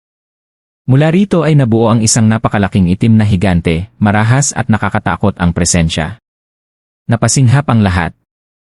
Isa rin siyang saint. Paano nangyari yon? Paanong may saint sa 8 Emperor's Lands? Hindi sapat ang talento at pangunawa para maging saint. Kailangan ng isang heaven rank cultivation method, at matagal nang kinamkam ng 7 Sacred Mountains ang lahat ng ganoong klaseng teknik. Napakabihira ng isang saint na hindi kabilang sa Sacred Mountains. Maliban na lamang kung siya mismo ang lumikha ng sarili niyang heaven rank cultivation method. Kapag may ganoong henyo, agad siyang inaanyayahan ng Sacred Mountains. Kung tumanggi man siya, namumuhay lamang siyang palaboy at hindi nanggugulo. Dahil dito, nanatiling balance ang Sacred Domain. Ngunit ngayon, may isang tao na ginawang laruan ang 3 disipulo ng Sacred Mountains, pagkatapos ay naglakas loob pang sumugod sa kanilang bundok upang agawin ang isang tao. At ang mas nakakagulat, si Zhu Fan pa ang gumawa nito. Nagliyab ang galit ng lahat. Paulit-ulit niyang sinisira ang mga plano ng Sacred Mountains. Kailangan siyang mamatay. Elder Lu, patayin mo siya. Sigaw ni Hihaodong. Opo, Mountain Lord. Kumpiyansang ngumiti si Elder Lu. Kitang-kita ang agwat ng kanilang lakas. Isa ay mid-stage saint, samantalang ang isa ay bagong saint pa lamang. Tiyak na siya ang mananalo. Soaring Demonic Dragon. Malamig na umiti si Zhu Fan. Mula sa dibdib ng kanyang sacred body ay biglang sumabog ang isang dambuhalang itim na dragon. Boom! Isang nakakabinging pagsabog ang yumanig sa kalangitan. Hindi inaasahan ni Elder Lu ang napakalakas na atake. Sa isang saglit, tinusok ng itim na dragon ang kanyang sacred body at bumutas ng halos kalahating milyang laki. Nagkadurog-durog ang 12 kalasag. Umubo ng dugo si Elder Lu habang gumuho ang kanyang sacred body at bumagsak siya sa lupa. Elder Lu! Sigaw ng lahat. Halos hindi sila makapaniwala. Mas malakas si Elder Lu. Mas mataas ang cultivation niya. Mas mahusay pa ang cultivation method ng Sacred Mountains. Paano siya natalo ng ganoon kabilis? Kahit pa nakagawa si Zhu Fan ng sariling cultivation method. Hindi iyon dapat maikumpara sa mga teknik na pinagyaman ng Sacred Mountains sa loob ng milyon-milyong taon. Biglang umalingaw muli ang dagundong ng dragon. Muling sumugod ang itim na dragon. Nilamon nito ng buo si Elder Lu. Pagkatapos ay bumalik ito sa dibdib ng sacred body ni Zhu Fan. Mula sa bibig ng dragon ay patuloy na umaagos ang maitim na enerhiya. Nanlamig ang likod ng lahat. Napakabangis ng sacred body na yon. Kumulot ang noo ni Hihaodong. Lumipad siya pataas. Kumidlat ang buong paligid habang lumitaw ang kanyang sacred body. Isang dambuhalang Vajra na may 12 higanting espada sa likuran. Sa isang iglap ay hinugot niya ang 2 sa mga yon at sabay na umatake kay Zhu Fan. Tila ang Mountain Lord mismo ang kikilos para maibalik ang dangal niya. Nakangiting sabi ni Zhu Fan. Pero pasensya na mabibigo ka lang. Soaring Demonic Dragon. Muling sumugod ang itim na dragon. Ngunit handa na si Hihaodong. Isang Thunder Sword ang ginamit niyang panangga habang ang isa naman ay ipinambiyak sa dragon. Ile! Nahati sa 2 ang itim na dragon at naglaho na parang usok. Napaatras si Zhu Fan dahil sa epekto ng pagkawasak nito. Ngunit sa mismong sandaling iyon, isa pang ulo ng itim na dragon ang tumubo sa dibdib ng kanyang sacred body. Ngumiti siya. Humph, karapat-dapat kang ang maging peak saint. Tumigil ka na sa pagsasalita at mamatay ka na. Muling sumugod si Hihaodong. Libo-libong sword wave ang pinakawalan ng kanyang 2 Thunder Sword. Mahusay na umiwas ang sacred body ni Zhu Fan. Ngunit nang matapos ang walang humpay na pag-atake, dose-dosenang malalalim na hiwa ang lumitaw sa kanyang katawan. Nabasag ang ilan sa kanyang dragon scales at naging abo. Napailing si Zhu Fan habang may dugong tumulo sa gilid ng kanyang bibig. Big Brother Zhu! Sigaw ni Lu Yunhai. Mountain Lord talaga. Masayang sigaw naman ng mga tao sa ibaba. Sa wakas ay napaurong din si Zhu Fan. Ngunit, napansin ni Hihaodong ang katotohanan. Libo-libong sword wave ang pinakawalan niya. Ngunit ilang dosena lamang ang tumama. Sa totoo lang, siya ang dehado sa palitang iyon. Kung pareho lang sila ng cultivation, baka isang atake pa lang ni Zhu Fan ay patay na siya. Hindi normal ang batang ito. Kaya pala ganoon kabilis napatay si Elder Lu. Muling sumugod si Hihaodong. Sa pagkakataong ito ay isinara niya ang lahat ng posibleng daanan ng pagtakas. Big Brother Zhu! Sigaw muli ni Lu Yunhai. Mountain Lord! Patayin niyo siya! Sigaw ng mga nanonood. Biglang sumigaw si Zufan. Halika espada ko! Opo, ama! Hush! Ang matagal nang hindi pinapansin na si Sword Child ay mabilis na lumipad sa air. Sa isang kisap mata, naging isang mahabang itim na espada siya at dumiretso sa kamay ni Zufan. Kasabay nito ay bumagsak ang napakalakas na espada ni Hihaodong. Boom! Kasabay ng isang malakas na kulog. Sumiklab ang nakakasilaw na itim na liwanag. Pagkatapos, naglahong parang bula ang pag-atake ni Hihaodong. Napanganga ang lahat. Napaatras si Hihaodong ng 2 hakbang habang ang 2 Thunder Sword na hawak niya ay unti-unting nagkapira-piraso. Umubo siya ng dugo. Nanginginig siyang tumingin sa sacred body ni Zufan. Sa kamay nito ay hawak ang isang itim na mahabang espada. Ang eksaktong kapareho ng nasa tunay na katawan ni Zufan. Pareho itong nababalutan ng itim na apoy, nagbibigay ng nakakakilabot at malademonyong aura. Nanginig ang mukha ni Hihaodong at nanlaki ang kanyang mga mata. Mabilis niyang inilagay ang isang kamay sa kanyang likuran habang tumitigas ang kanyang ekspresyon. Sa sandaling iyon, iisa lamang ang mahalaga sa kanya. Ang manalo. Ano man ang ilabas ng kalaban, kailangan niyang manaig. Muli siyang sumugod at nagpakawala ng isa na namang napakalakas na sword image. Tahimik lamang na iwinasiwas ni Zufan ang kanyang maitim na espada. Crack! Sa isang iglap, nadurog at naglaho ang 2 bagong Thunderblade. Napasinghap ang lahat. Hindi sila makapaniwala sa kanilang nasaksihan. Anong klaseng espada yon para maging ganoon kalakas? Ang 12 Thunderblade sa likuran ni Mountain Lord He ay bahagi mismo ng kanyang sacred body. Nabuo ang mga ito mula sa kidlat at katigasan na maihahambing sa 12th Heaven Purple Lightning, kaya maituturing na ika-6 na antas ng sacred weapon. Ngunit, sa harap ng espada ni Zufan, parang salamin lamang silang nabasag. Maging si Hihaodong ay hindi makapaniwala. Gayunpaman, wala na siyang balak umatras. Lumabas siya upang ibalik ang dangal ng Sacred Mountain matapos mapatay si Elder Lu. Kung urong siya ngayon, wala na siyang mukhang maihaharap sa sinuman. Huminga siya ng malalim at sumigaw. Heaven-breaking swords! Ding! Ang natitirang 8 Thunderblade ay sabay-sabay na lumipad mula sa kanyang likuran at sumiklab sa kalangitan na parang mga kidlat. Dahil sa napakalakas nilang kapangyarihan, nagsimulang mabiyak ang kalawakan. Lumitaw ang mga itim na siwang sa himpapawid na tila kayang punitin ang mismong espasyo. Pagkaraan, dumami ng dumami ang 8 espada hanggang maging isang napakalaking bagyo ng kidlat. Mistulang ulan ng kapahamakan sa buong mundo. Maging ang mga nanonood ay kinilabutan sa napakaraming espada. Pagkatapos ay sumabog ang sigawan ng mga saint. Lumabas na ang pinakamalakas na martial art ni Mountain Lord He. Noong dakilang digmaan laban sa mga dragon. Maraming level 11 Dragon Saint ang nanginig sa takot dahil sa teknik na ito. At ngayon, ginagamit niya ito laban sa isang tao lamang. Napangiti ang lahat. Isang karangalan ang mamatay sa ilalim ng pinakamalakas na teknik ni Mountain Lord He. Hindi na niya ito ginamit sa loob ng napakahabang panahon. Kaya lalo pang naging sabik ang lahat. Sa kanilang paningin, patay na si Zufan. Kahit gaano pa katibay ang kanyang espada. Hindi niya mapipigilan ang napakaraming sword wave. Madudurog ang kanyang sacred body. At mawawala siyang parang hindi kailanman nabuhay. Habang iniisip iyon ng lahat, tahimik lamang nang umiti si Zufan. Tingin mo ba, Sword Child, gusto mo bang subukan? Napabuntong hininga si Sword Child. Dad, konsepto pa lang ang naintindihan ko rito. Hindi ko pa ito ganap na nauunawaan. Delikado kung ganito karami ang kalaban. Walang pakialam si Zufan. Dahil na marami sila, ito ang pinakamagandang pagkakataon para magsanay. Saan pa ba ako makakahanap ng ganitong practice? Pinahaba ko nga ang laban para lang masubukan ito. Tumango si Sword Child. Sige, pagsamahin natin ang Divine Eye of the Void at ang Apocalyptic Sword.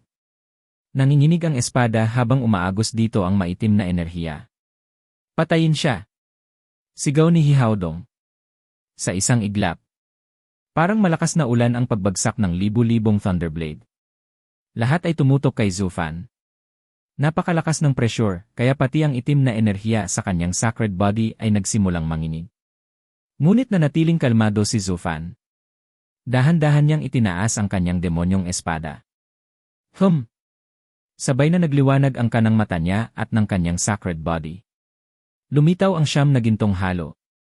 Divine Eye of the Void ikasyam na antas. Void Eater. Apocalyptic Sword Art. Obliterate. Sabay na sumigaw sina Zufan at Sword Child. Umikot ang dambuhalang sacred body habang winawasiwas ang napakalaking espada nito. Biglang nagsimulang mabaluktot ang espasyo sa paligid nila. Palawak ng palawak ang kakaibang puwersang iyon. Pati ang paparating na Thunderblades ay nagsimulang mabaluktot. Kasabay nito, isa-isang naglaho ang mismong espasyo sa kanilang paligid. Wala ni isang espada ang nakalapit ng 10 metro kay Zufan. Lahat sila. Naglaho na lamang sa kawalan. Nanlaki ang mga mata ni Hihaodong. Ano-anong nangyayari? Natigilan din ang lahat. Nasaan ang mga espada? Saan sila napunta? Biglang, Isang sigaw ang bumasag sa katahimikan. Lumingon silang lahat. Nakita nilang pati ang Vajra sacred body ni Hihaodong ay nagsimulang mabaluktot katulad ng kanyang mga espada. Hindi man lamang siya nakatakas. Unti-unti itong napilipit hanggang sa tuluyang maglaho sa harap ng lahat. Napasinghap si Hihaodong. Anong klaseng martial art ito? Bahagyang umiti si Zufan. Mountain Lord, hindi ba mas gusto mong itanong kung paano namatay ang anak mo? Ano? Nanginginig na tumingin si Hihaodong. Tumango si Zufan. Tama ka. Ako ang pumatay sa kanya. Ikaw. Sigaw ni Hihaodong habang naggangalit sa galit. Ngunit bago pa siya makakilos, bigla na lamang siyang naglaho sa ere. Parang hindi siya kailanman naroon. Natulala ang lahat. Nasaan si Mountain Lord He? Patay na ba siya? Anong nakakatakot na teknik ang ginamit ng lalaking ito? Maging si Lu Yunhai na nasa likod ni Zufan ay hindi makapaniwala. Big Brother Zu. Tumawa si Zufan. Hahaha, unang beses pa lang naming ginamit ito kaya normal lang na hindi mo maintindihan. Ipinaliwanag niya. Pagkatapos kong maging saint, umabot sa ikasyam na antas ang Divine Eye of the Void, ang Void Eater. Kaya nitong lamunin ang mismong espasyo sa loob ng saklaw ko. Kasabay nito, ginamit ni Sword Child ang pinakamalakas niyang Apocalyptic Sword Art. Pinagsama namin ang dalawa upang mabuo ang Apocalyptic Void. Lahat ng nasa loob ng saklaw nito ay mabubura bago pa nila mapansin ang nangyayari. Napasinghap si Lu Yunhai. Ibig sabihin kaya mong patayin kahit sino bago pa nila malaman. Umiling si Zufan. Hindi rin. Nakabatay pa rin ito sa Apocalyptic Sword Art. Kung mas mataas ang antas ng swordsmanship ng kalaban kaysa sa akin, hindi ko siya masasaktan. Natigilan si Lu Yunhai. May taong mas mataas pa ang swordsmanship kaysa sayo. Kahit natalo mo ang isang peak saint. Tumigas ang mukha ni Zufan. Meron. Walang halaga ang peak saint. Ang tunay kong kinatatakutan ay ang taong kapantay ko. Hindi. Ang taong mas mataas pa kaysa sa akin. Bigla niyang naalala ang kalaban na mas mataas sa kanya ng 3 antas sa Divine Eye of the Void. Para bang may mabigat na pasaning dumagan sa kanyang dibdib. Hush! Nawala ang kanyang sacred body. Napansin yon ni Lu Yunhai. Big Brother Zu. Ngunit sa ibaba ay nagsimula ng sumigaw ang mga saint. Nauubos na siya. Habulin siya.